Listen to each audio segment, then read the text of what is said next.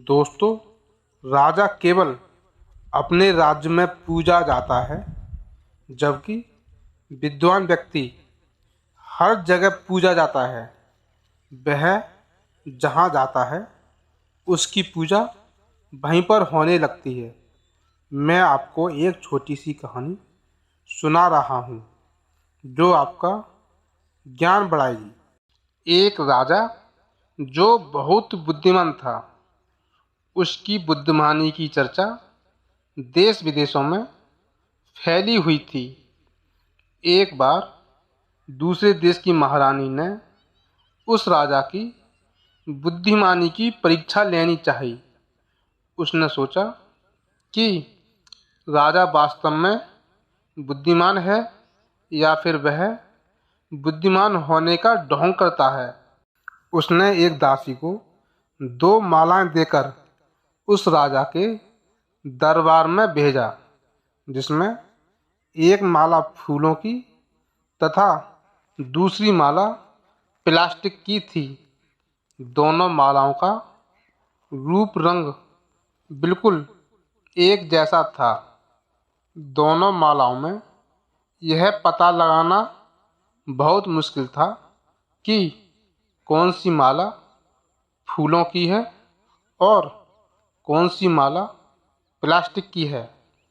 दरबार में जाते ही दासी ने राजा साहब को नमस्कार किया और कहा, हमारी रानी साहिबा ने आपके लिए फूलों का हार भेजा है।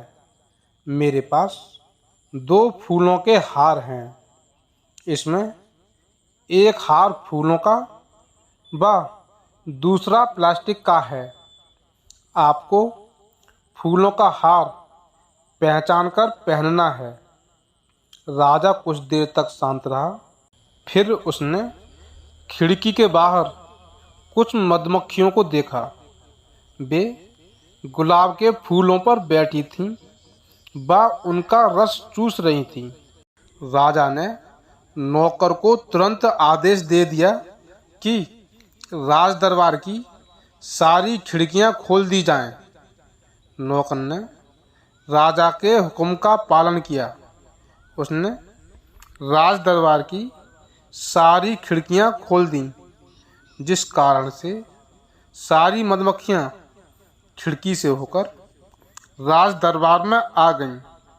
मधुमक्खियां असली फूलों वाली माला पर बैठ गईं और उनका रस चूसने लगी। अब राजा को ही नहीं, सभी को पता चल गया कि कौन सी माला फूलों की है व कौन सी प्लास्टिक की। दासी व सभी दरबारियों ने राजा की बुद्धिमानी की तारीफ की। दोस्तों, इस कहानी से हमें यह शिक्षा मिलती है कि बुद्धिमानी से कठिन परिस्थितियों से भी बाहर निकला जा सकता है।